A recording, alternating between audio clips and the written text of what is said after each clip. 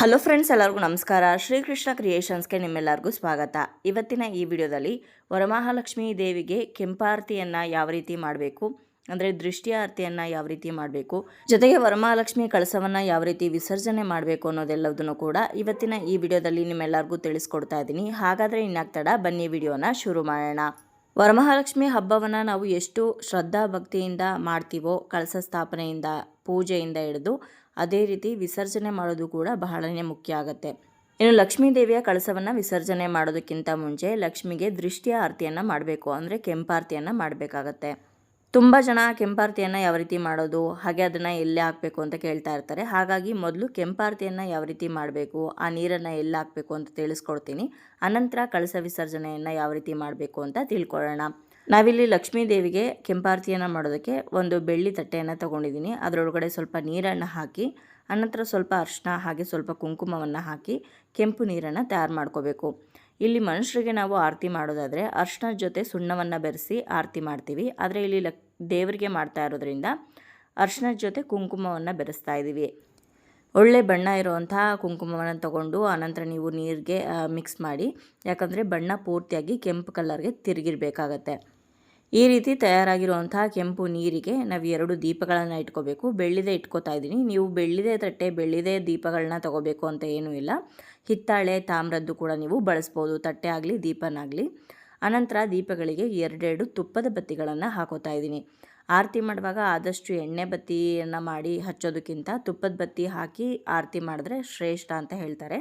ಹಾಗಾಗಿ 2 ತುಪ್ಪದ ಬತ್ತಿಗಳನ್ನು ಇಟ್ಕೊಂಡಿದ್ದೀನಿ ನಾನಿಲ್ಲಿ. ಅನಂತರ ಒಂದು ಹೂವನ್ನು ಇಟ್ಕೊಂಡಿದ್ದೀನಿ. ಕೆಲವರು ಹೂವಿನ ಬದಲಾಗಿ ವೀಳ್ಯದೆಲೆ ಕೂಡ ಇಟ್ಕೊತಾರೆ. ನಿಮ್ಮ ಪದ್ಧತಿಗೆ ಅನುಸಾರವಾಗಿ ವೀಳ್ಯದೆಲೆ ಇಟ್ಕೊಳ್ಳೋದಾದರೆ ವೀಳ್ಯದೆಲೆ ಇಟ್ಕೋಬೋದು, ಅಥವಾ ಈ ರೀತಿ ಹೂವನ್ನು ಇಟ್ಟು ಆರತಿ ಮಾಡೋದಾದರೆ ಹೂವನ್ನು ಇಟ್ಟು ಆರತಿ ಮಾಡ್ಬೋದು.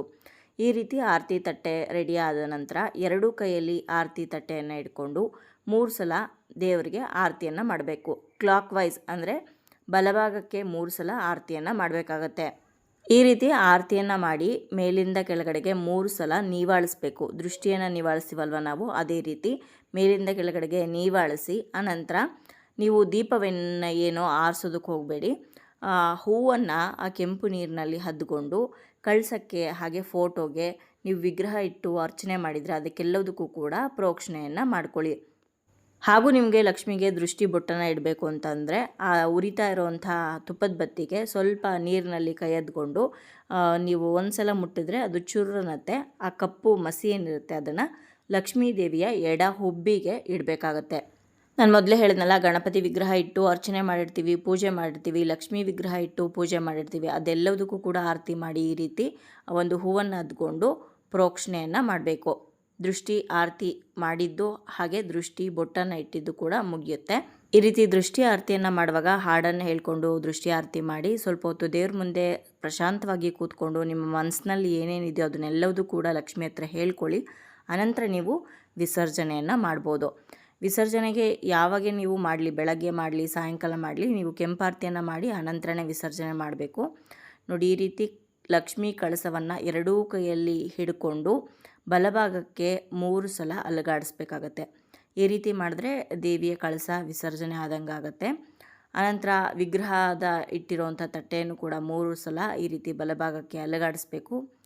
ಅಥವಾ ವಿಗ್ರಹವನ್ನು ಈ ರೀತಿ 3 ಸಲ ಮೇಲಕ್ಕೆ ಎತ್ತಿ ಇಟ್ಟರೂ ಕೂಡ ವಿಸರ್ಜನೆ ಆದಂಗೆ ಆಗುತ್ತೆ.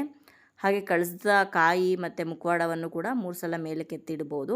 ಆದರೆ ಅಲಂಕಾರ ಮಾಡಿರೋದೆಲ್ಲ ಹಾಳಾಗುತ್ತೆ ಅನ್ನೋ ಕಾರಣಕ್ಕೆ ಬರೀ ಕಳಸವನ್ನಷ್ಟೇ ತಿರುಗಿಸಿಟ್ಟಿದ್ದೀವಿ. ಇನ್ನು ಕೆಲವರು ಕೇವಲ ಫೋಟೋ ಇಟ್ಟು ಪೂಜೆ ಮಾಡಿರ್ತೀವಲ್ಲ, ಅದನ್ನು ಕದಲಿಸ್ಬೇಕಾ ಅಥವಾ ವಿಸರ್ಜನೆ ಮಾಡಬೇಕಾ ಅಂತ ಕೇಳಿದ್ದಾರೆ. ಬರೀ ಫೋಟೋ ಇಟ್ಟು ಪೂಜೆ ಮಾಡೋರು ವಿಸರ್ಜನೆ ಮಾಡುವಂಥ ಅಗತ್ಯ ಇಲ್ಲ. ಯಾರ್ಯಾರು ಕಳಸ ಇಟ್ಟು ಪೂಜೆ ಮಾಡಿರ್ತೀರೋ ಅಂಥವರು ವಿಸರ್ಜನೆಯನ್ನು ಮಾಡಬೇಕು.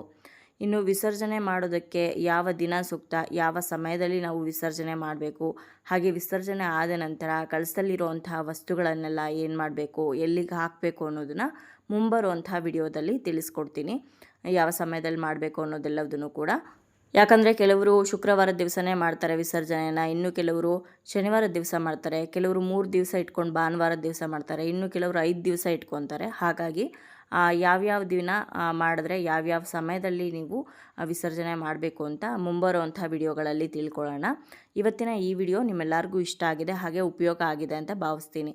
ವಿಡಿಯೋ ಇಷ್ಟ ಆದರೆ ಲೈಕ್ ಮಾಡಿ, ಬೇರೆಯವ್ರಿಗೂ ಕೂಡ ಶೇರ್ ಮಾಡಿ. ಹಾಗೆ ನಿಮ್ಮ ಅನಿಸಿಕೆ ಅಭಿಪ್ರಾಯವನ್ನು ಖಂಡಿತವಾಗ್ಲೂ ಕಮೆಂಟ್ ಮುಖಾಂತರ ಬರೆದು ತಿಳಿಸಿ. ಮತ್ತೊಂದು ಉಪಯುಕ್ತ ಪೂಜಾ ಮಾಹಿತಿಯೊಂದಿಗೆ ನಿಮ್ಮನ್ನ ಮತ್ತೆ ಭೇಟಿ ಆಗ್ತೀನಿ. ಅಲ್ಲಿಯವರೆಗೂ ಧನ್ಯವಾದಗಳು. ಲೋಕ ಸಮಸ್ತ ಸುಖಿನೋ ಭವಂತು.